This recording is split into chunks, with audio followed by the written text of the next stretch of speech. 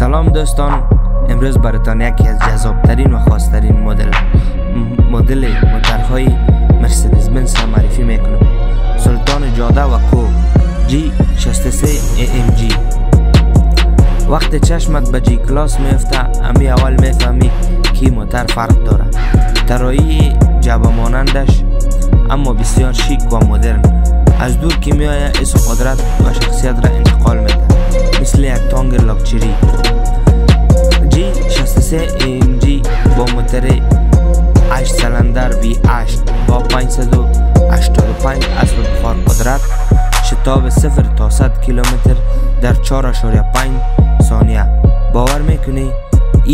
یعنی تو هم آفرود داری هم سرعت اسپورت.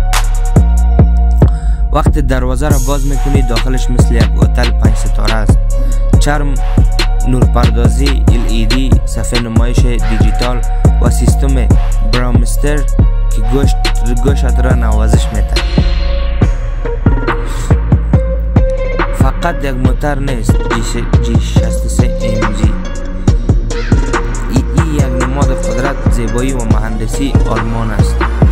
اگر روز خواستی بگی موترم خاصه، بدون شک باید با جی کلاس فکر کنی. اگر علاقمند چنین معرفی های اصلی، سابسکرایب را فراموش نکن و در کامنت بگو که آیا تو هم عاشق جی کلاس